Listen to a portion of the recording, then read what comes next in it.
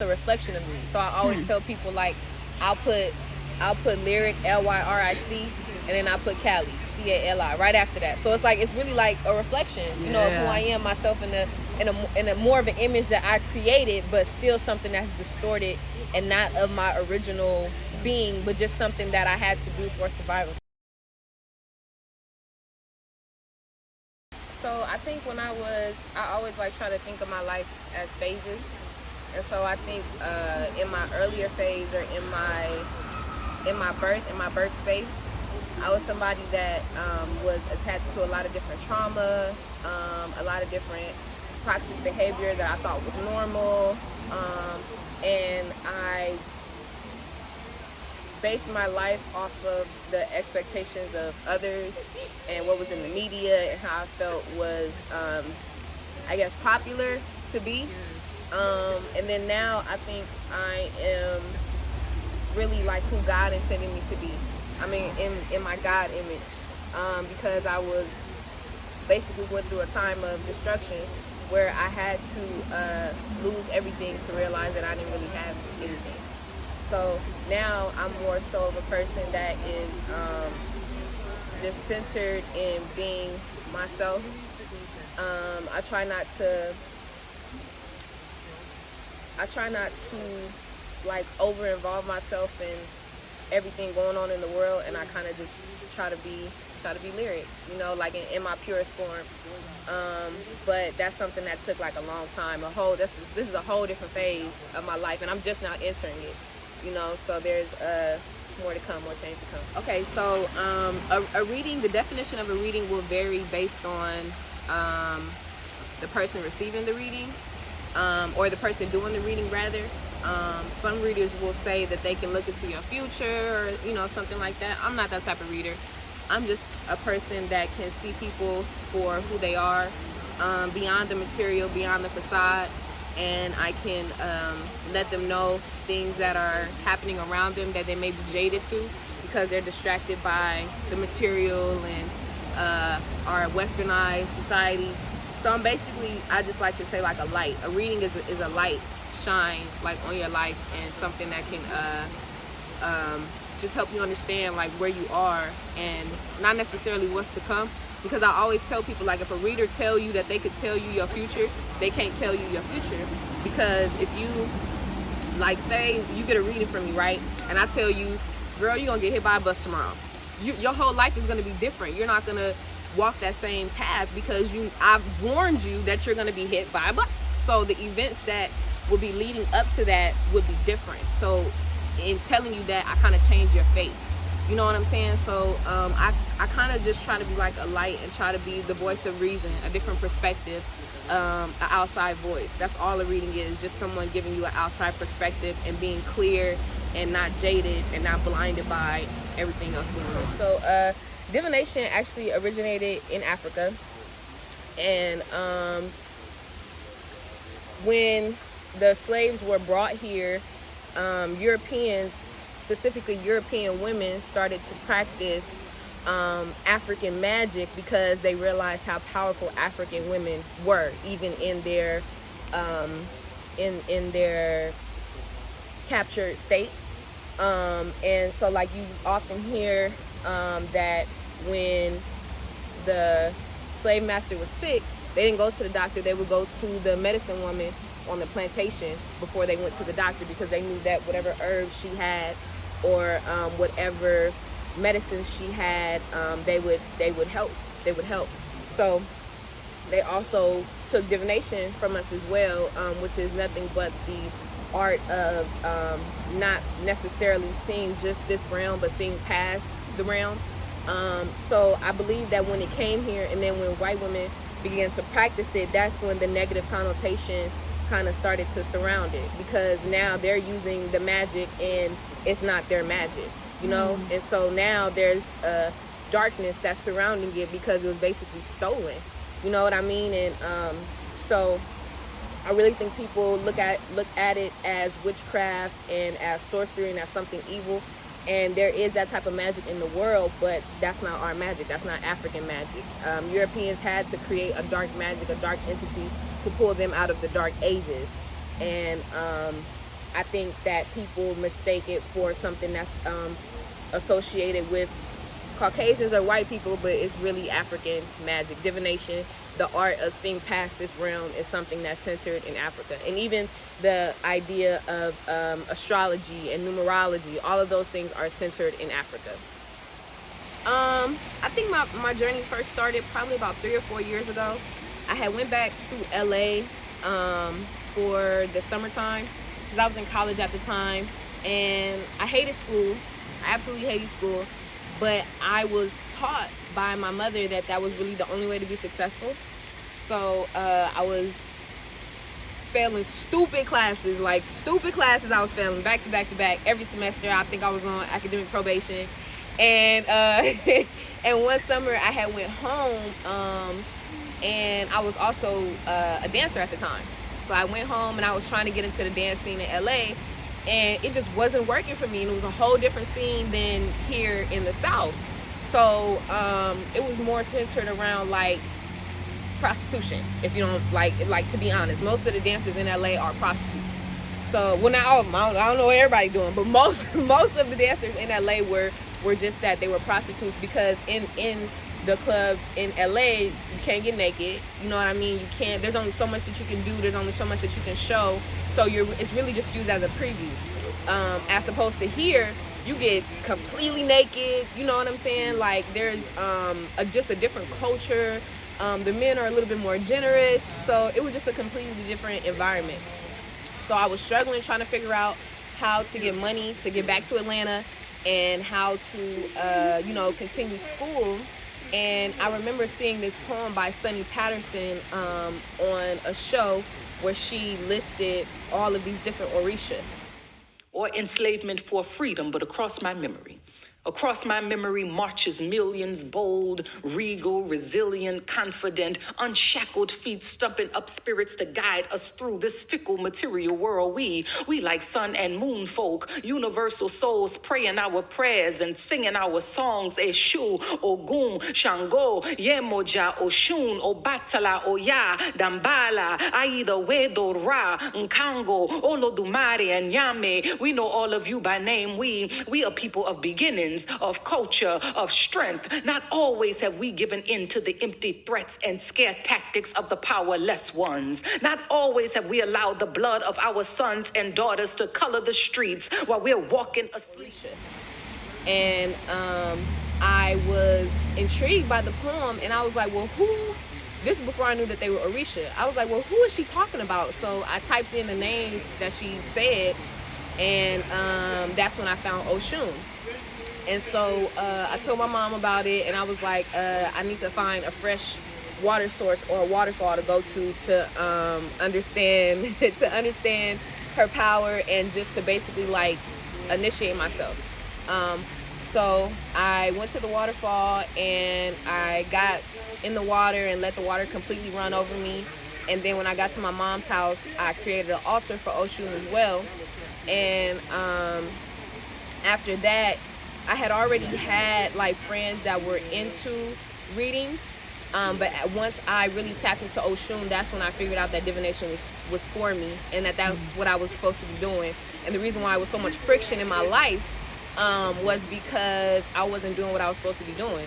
And I had even like once I came back home, or once I came back to Atlanta, I had ended up getting an apartment, girl. And the apartment, so I basically got in on my refund, right? They let me in on my refund, and but that was the only money I had, and the club had started to slow down because of like all of these like basically internet dancers that you could subscribe to their channels or subscribe to whatever, any woman that you want, and you could see them from the comfort of your own home. So the club had started to slow down. So I wasn't making no money. And I stayed in an apartment for a whole year and did not pay 1 month of rent. And they never evicted me. They didn't evict me until I moved out. But I stayed there the whole year. And I don't know what was going on with the paperwork, but I already know that it was Oshun protecting me, because I was trying to do other things. Like, I always prided myself in being a dancer that wasn't really into the game like that, and that, wouldn't prostitute herself. But because I wasn't able to pay my bills, I tried to be a prostitute, like, because everybody that was making money in the club, that's what they was doing. So I'm like, okay, well, am I gonna be homeless, or am I gonna do something, you know, that I know is not necessarily ethical, but what I have to do, essentially. That's what I felt like I had to do. So once I went through all of that, that's really when I shifted my focus, really got out of the game. I kind of had to quit school because of like financial, you know, you can only fail so many classes so many times.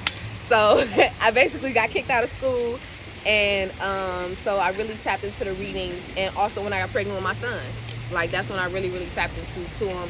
And I was losing jobs back to back. And I was just really at my lowest. And readings was just the only thing that I had that was mine, you know. And I remember, like, right before the job that I left, we had hosted a seminar for this lady, a business seminar, like a private event that I was a waitress on. And I remember she was just talking to people and telling them about how to find, you know, something to do to make them money. And I'll never forget, the woman was like, well, what do you do that makes you money, that's, you know, for you? And she said, talking. And the lady looked like, oh, like she didn't even realize that, you know, she had paid this woman basically just to inspire her and to talk to her. And when she said that, I was like, damn, like that. Okay. So let me learn how to talk, and let me learn how to show my personality to others and have them pay me for my time and my counsel. And that's where it started. That's where it started, and that's where it is. But right now I'm currently like not doing readings, because I've been doing it for like a year straight now, and I've had probably over like 300 clients within this past year. And it's very draining, and it's very every person I get off the phone with, it either benefits me in a positive way or it drains me. Like, I've had some readings where I would leave the reading and my throat would hurt, my jaw would hurt, and usually it was readings centered around really negative people that just had the money. And what was so crazy was I noticed that the people that had the most money, those were the worst readings that I had. You know, those were the worst. And the people that got readings, you know, when I was doing discount deals, those would be the people that really, like, I would take something from the conversation too. So it's been a really, really long journey, but now I want to like really spiral off into creating spiritual products and educating people about spirituality, about African spirituality and food and herbs and things like that. I just really want to branch off into something that's a little bit more, I don't want to say more real, but more something like tangible. You can touch it, you can feel it, you know what I mean? Because with the reading, it's that time in that space, and then once that time and space is gone, it's gone. You know, I really learned I basically learned how to tap into myself and tap into the things that I remember wanting as a little girl, the things that I remember seeing as a little girl. That's why it was really full circle when Michelle hit me up about the interview, because I don't want to cry. I remember having a dream about her interviewing me, but I never understood why she would be interviewing me. You know what I mean? Because at the particular time that we met, I was very lost, and I think Michelle was kind of lost too. You know, so we were both lost in the sauce. Very. You know, and so I was really trying to figure out, you know, how certain things would come to be. So when she hit me up, I was like, okay, let me just follow through and do this and like manifest this and see what comes forward. But I really learned to love myself, my natural self, and not be so attached to vanity, especially coming from LA. There's a whole, you know, culture of vanity and appearance, you know, and I've really learned to let that go and learn to appreciate my own skin and my own flaws and my own everything, just being my own self. And I've also learned how to not be so attached to materials. I've also learned how to understand that everything happens for a reason. So even when things that are stressful happen, I try to look at the positive, and I try to always be optimistic. So Yeah, I really just learned how to trust myself, trust my intuition, trust my source, and to understand footsteps, and to understand my path, and to just trust God and trust the messages that I receive, and not think that I'm a crazy person, and understand that it's really like an insight in my consciousness and the things that are around me, um, speaking to me and, you know, guiding me. So I really just have learned how to be myself, you know, and learn how to shed what the world wanted me to be or expected me to be. For sure. I think shedding, like, I think of it like a snake. I own 2 ball pythons, right? And every couple months they shed their skin, but they gonna shed their skin to the day they die. And as they shed, they get bigger. They get bigger, they get bigger, they get bigger. So I try to look at myself as a ball python, you know, as I shed a layer of toxicity, of chemicals, of expectations, of all of that, I get bigger, you know, but not even in a sense of size, but my soul gets bigger. You know, I expand to different universes, to different realms, to different people, to different experiences. So I think I'm gonna be shedding for the rest of my life, and I even think that, like, right now, so technically I'm not initiated in Ifa. I didn't do any ceremony, but there's a lot of people, a lot of priests that'll take advantage of people that are practicing these African spiritualities, and they'll charge them thousands of dollars just to be initiated into their community. So I think that's my next step, really, taking Ifa more, I don't want to say more serious, but really like taking my studies and applying them, and maybe becoming a priest myself, and really providing for people and helping people. Like, I recently had a dream that something happened, like some type of natural disaster happened or something, and a whole bunch of people came to my house, and I was able to shelter and feed all of the people. And that's my ultimate, I think once I get there, then that's going to be like my ultimate, I don't want to say end, but yeah, you know, that's going to be my ultimate place. And I think I'm going to continue to shed once I get there. And then also, shedding comes with shedding relationships, letting go of relationships and friendships and environments, you know. So I still have a long way to go. So recently I tried to really learn how to stop watching TV, and to like tap into information and tap into programs that are on the same vibrations as me. So I don't really watch a whole lot of TV. I don't suggest nobody watch TV because it's very controlled. All of TV is commercial. Even your television shows have plugs, you know, certain brands and things like that. And I try not to wear anybody else's logos. I'm gonna try to wear only my own logo, because that's marketing. You're a walking marketer. And I've let go of different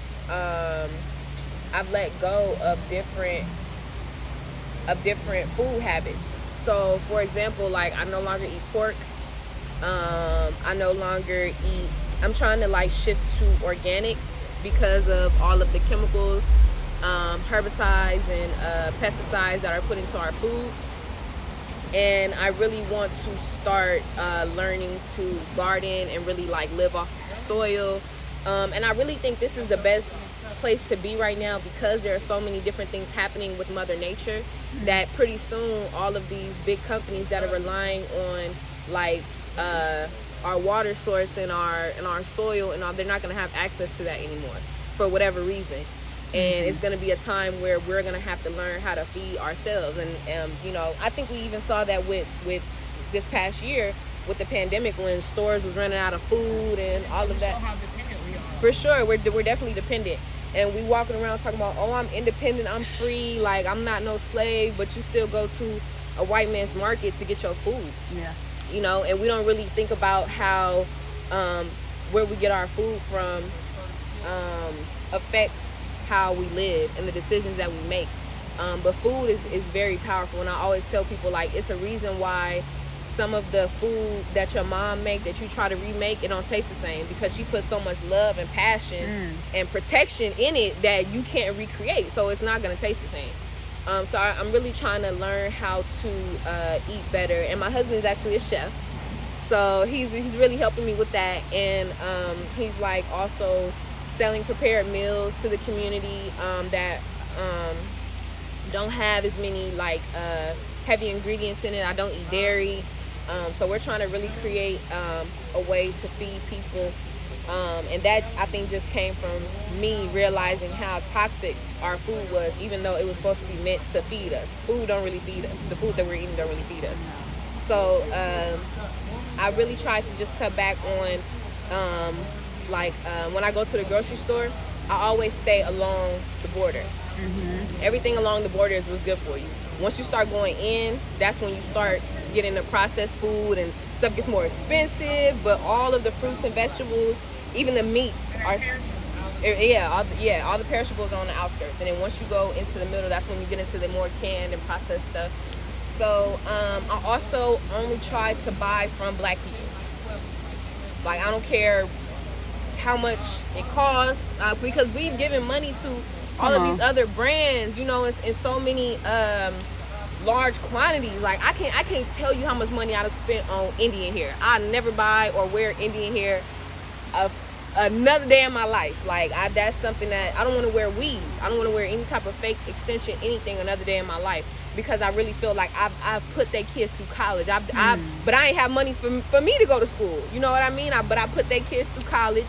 Them Koreans that own the beauty supply store that take their money and go home and don't put nothing back into the community. Even the nail salons, I don't go get my nails done no more. With the pandemic, I feel like we had to shift and really learn to rely on each other, you know, for services like that. Because as you can see, like, a lot of the nail shops are not opening back, you know, because Black women learned how to do their own nails. And so I think that's really revolutionary, you know what I mean? But I also feel like we still have to understand that we're still buying the products from them. Everything comes from China. So even if we, you know, say, oh yeah, my nail tech is Black, but the products that you buying, the products that she's putting on your nails, is not made by a Black person. Like, people will say, oh, like, I'm plant-based, or I'm this, or I'm that, and then they'll have nails on this long. Like, you're not plant-based, bro. Like, you're chemical-based. And people don't even realize how toxic it is to have those fake nails on. Like, I remember when I used to get my nails done, when I took them off, it felt like my fingernails could breathe. Come on. But that's real, because your fingernails breathe. Like, that's really what they do. So if you're constantly putting on these fake products and these things to block your nails from getting oxygen, you're stopping your body from getting oxygen in a certain way, you know. I try not to drink liquor. I don't smoke hookah or nothing like that. So I'm really just trying to do things that are a little bit more to the earth, as far as my diet, and like even what I use on my skin. My skincare is Black. I try to get Black owned clothing, or if I don't get Black owned clothing, I don't get nothing with a logo on it. And also, like, with breastfeeding, I think that's what really pushed me to eat healthy, because I thought that I was doing the right thing by breastfeeding my son, but once I realized how much junk I was eating, I'm just passing it on. I'm not really, you know, giving him anything. So that's like, that was the turn of my dieting. And then also Sherazad Ali, she's associated with the Nation of Islam. She has a couple books about diet. One of the first ones is How Not to Eat Pork or Life Without the Pig. And when she talks about, because they don't only use pork in food, it's pork in clothing, it's pork in... We realize it's in pepperoni. It's in pepperoni. I was just telling my husband that the other day. He was like, let's go get pizza. I was like, but that's pork. And he was like... And we didn't even know. Yeah, because it's called pepperoni. It's not called pork. They disguise it. Chicken and they disguise, and it's a lot of different things, like gelatin. Gelatin is pork, and that's in a lot of the gummy candies that we eat. The lip balms. The lip balms have pork in them. Like, it's a lot of plastic items that have pork in them. Like, they use pork for everything, but it's very cheap. It's very inexpensive, and it doesn't require a lot of. It's very strong. Whatever a pig takes in makes it stronger. So anything that any disease or anything the pig has eaten throughout its life is still within its cells. You know what I mean? And they're actually very close to humans. So really, we eating people. They're not very detached from our genetic makeup. You know, so I think that's important. But if you think about it from a European aspect, they went through a dark age where they were eating each other, you know, so it doesn't bother them to eat something that's really, really close to a human being. Even the idea of a vampire, that's something that came out of Europe because they were literally eating each other. It got in Russia, it snows almost all year round, right? So if you don't have anything like this to feed you, you're gonna eat your wife when she dies. So I think that's another reason why our diets are so bad, because we've taken on their eating habits. And even within soul food, like soul food is very dangerous for us. There's no soul in soul food. So it was really tough for me, and I had to just go into soul food. But you know, Yeah. I'm like, it kind of has a dark root, and it's like we didn't really even have an option to make this our food. This is just what we came to own. Kind of like Sure. sugar. Like, Right, we right, kinda right. just took it back. Like, okay, we're gonna just make this our thing. Soul food, you know, collard greens and all that, Yeah, and it's crazy that you said that about the N word, because another thing that I do about my diet, I've stopped cursing. Michelle, no, I used to curse her so bad. Like this time we've been talking, I would have said at least 10 cuss words about 10 times. And that's another thing Sherazad Ali talked about how you use your mouth and how you speak. You know what I mean? And I really realized that, especially with the black people that are supposed millionaires and are more, you know, have more material things. Some of them can't conduct an interview without cursing. And even though you got money, anybody that was watching the interview interested in giving you some more money, see that you can't talk. You know what I mean? That you can't be in a professional setting without cursing. So that's another thing that I'm really trying to work on as far as my diet and just what's going on around me, because that's really important, and especially since I have a son. You know, I don't want him to feel like it's appropriate for him to speak like that or to chase after women that speak like that. Oh my God, they're so intelligent. They're more intelligent than we are because they're closer to heaven than we are. Come on, you know now. what I mean? They're closer to heaven than we They're are. more divine. For sure. So, Yeah. like, they're going to pick up everything. So, I really have been trying to, you know, focus on that. And I slip sometimes, you know, but I try my best to speak clean, especially in like a sacred and beautiful space, something like this where it's not necessary for me to speak like that. You know what I mean? But I think cussing is like a defense mechanism.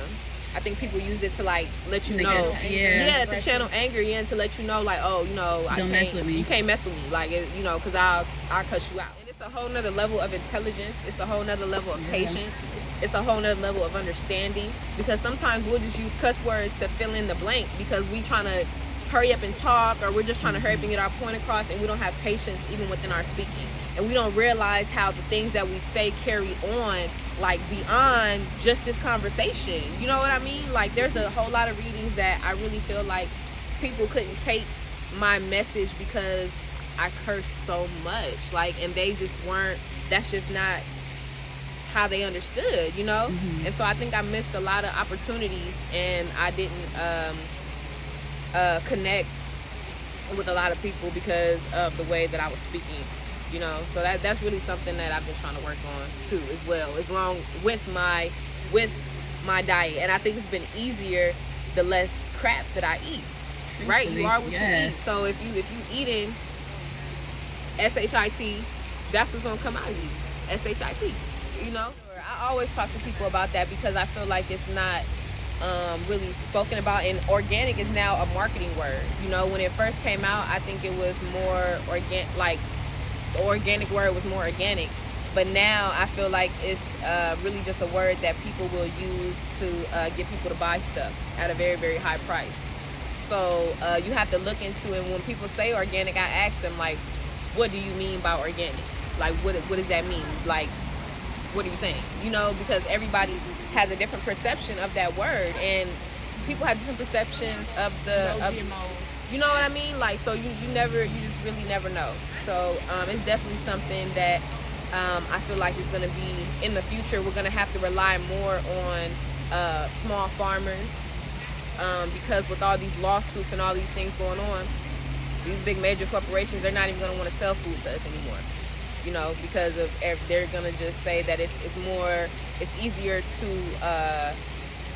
let them starve.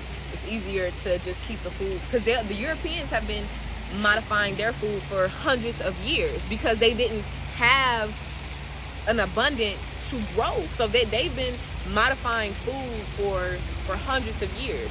You know what I mean? They've been cloning people for hundreds of years. Like, that's something that's been going on for a long time. Cloning animals, you know, they've been doing that for a long time. So when we consume that stuff, that's what we become. We become clones. We become zombies. You know what I mean? Like, zombies are real. Like, that's what we are. We're zombies. Walking zombies. We're walking zombies. And it's only a few of us that have the opportunity and the resources to, because like right now I don't really have the resources that I want, but I know that it's only because, like, not to say that I didn't once have the capital to get the resources, but I didn't understand what I needed. You know, like when I was dancing, everything that I've acquired when I was dancing is gone. I don't have it anymore. Like everything from the clothes, the makeup, the hair, like all of that stuff is gone, but it's not even relevant to my life anymore. So even if it was here, it wouldn't serve like a purpose. It wouldn't serve a purpose. So yeah. I want to show my son how to survive without being dependent on American systems. I don't want him to be dependent on anything, not even me. I want him to understand that he will never truly be possessed by anyone, that he's his own entity, he's his own spirit, and it's up to him to decide where he wants to go and what he wants to do. I do want to pass on a legacy, but I don't want him to feel obligated to follow within my legacy. I want him to have the option to say, okay, this is the type of mother that I had. And I also want to pass on information. I want to be an archive. I want to be one of those grandmothers that, you know, my grandbabies can come to me and I can help them, you know, because I remember talking to my grandmother about some things when I was in college and she couldn't help me. And I really just feel like that's a dangerous situation for us to be in, where we can't rely on our elders, you know, for information. So I want to be that, and I also want to be a person that my memory passes on, like even to my grandchildren's grandchildren. I want them to have me on their altars, on their ancestor altars. I want them to be like, this is my great-great-great-grandmother. She was an herbalist. She was a spiritual woman. She taught me how to garden. She taught me how to survive. She taught me how to forage. She taught me how to do all these things. I just want to pass down my teaching. But the world is constantly changing. I think that's another reason why our grandparents can't really help us, because the world that we're living in right now is nothing like the world that they lived in. And they're so cocky and possessive that they don't see that. And they feel like, oh, it ain't nothing new under the sun. But that's not true, because pretty soon people are going to try to figure out a way to emulate the sun and copy the sun. You know what I mean? That's not something that ever had to be done. But because of everything going on with the chemicals and mass production and all of that stuff, the earth is like truly dying. One of the biggest reasons why the planet is dying is because Africa is being mined so much. You know what I mean? They're going so deep into the ground. If you see some of the pictures of those mines, they're like miles deep into the earth. And it's not meant for us to be that deep in the earth. I don't think it's meant for us to be like those big ass ships that you see. I'm sorry, them big ships that you see in the ocean, airplanes. I don't think we're supposed to be in the sky. I don't think we're supposed to be in the ocean like how we be in the ocean. You know what I mean? Like in that type of capacity, really shift my self with being just more connected to the ground, keeping my feet on the ground, and And if I come back, you know, reincarnate with some wings, then I'll fly. But I'm not. I just really am trying to learn my place in the universe on this earth, so that when I go wherever else I'm supposed to go, I can have that true experience in my spirit, that I truly experience the earth. And when I take that to wherever else I go after here, once I transition, I don't want to. And that's another thing I want to talk about really quick. Well, I know for a fact, as African Americans, we mourn death, because that was the only thing that in slavery they could put fear into us. You're gonna die, not even in your home. That's scary. You know what I mean? To feel like you're gonna die somewhere that you don't even belong. So I feel like we mourn death in a very negative way, and I kind of realized that when Nipsey transitioned,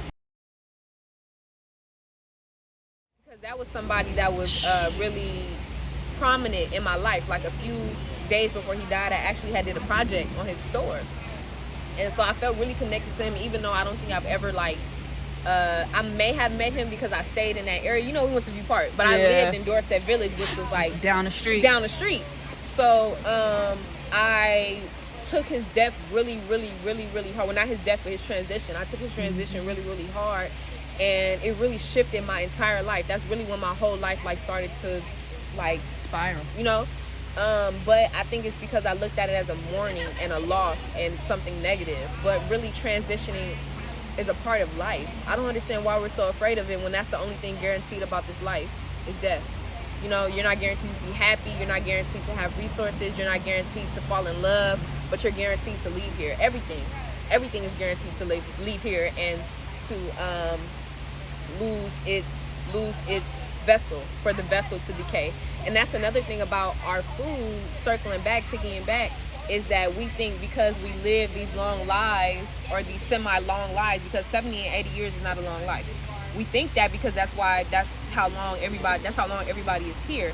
But in actuality, there are records of a human being living to be 200 years old.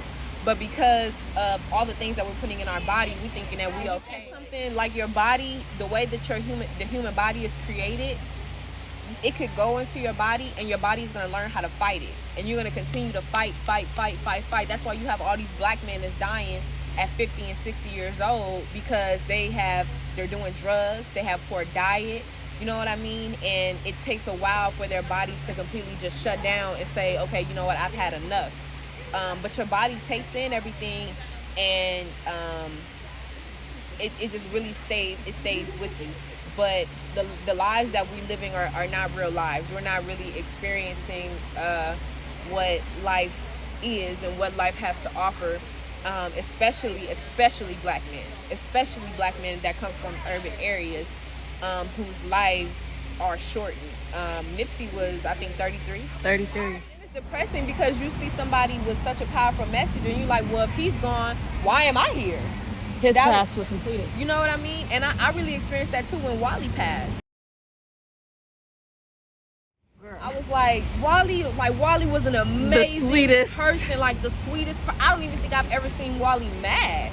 So why is he gone, and why did he leave in such a violent way, and I'm still here? Yeah. Why am I still here? What am I still here for? We didn't have that idea until slavery happened. Mm-hmm. We didn't mourn death until slavery happened. Put that fear into it. Yeah, that was the only thing that they could threaten us with.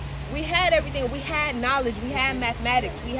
There was nothing else that they could take from us. We had self. Even though we could come here and not read and write, we were illiterate, but we were not ignorant.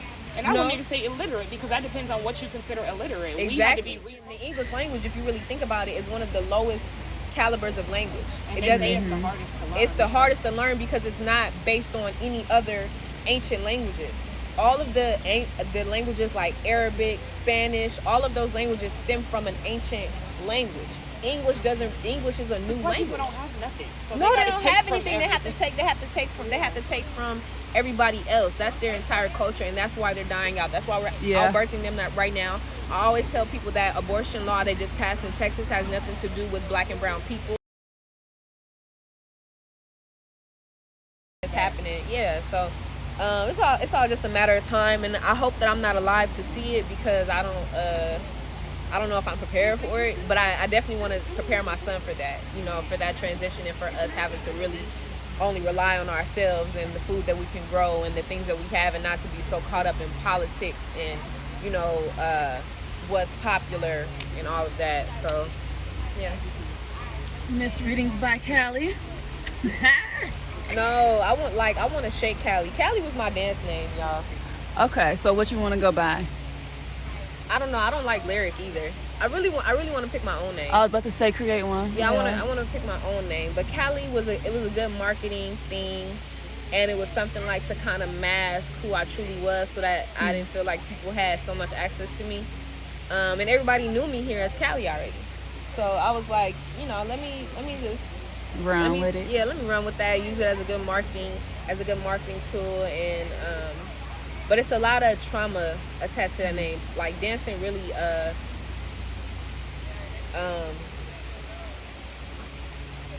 I don't want to say it destroyed my life, but it did. It destroyed my life, but it also allowed me to be reborn as well. So there was definitely some destruction, but I was able to be reborn. But there was a lot of things that I went through, a lot of things that I did. Like, if I could go back, I wouldn't have no tattoos. That dancing was really like, I've always loved tattoos because I think it's a part of like the culture in Los Angeles. But once I really did research on like the ink and how, even though this is the thing, like tattoos are within our culture, but the tattoos that we were doing in Africa are not the same tattoos that we have here, you know, but we're attached to it because it's a part of our culture. But it's again something that's been taken by the Europeans and altered and changed, you know what I mean? So now the ink that they're using has all type of plastic and stuff in it, like, and that's another thing that I didn't realize until I had my son. I'm like, you know, I put that ink in my blood and it's pumped through my heart, and I don't even know what it is.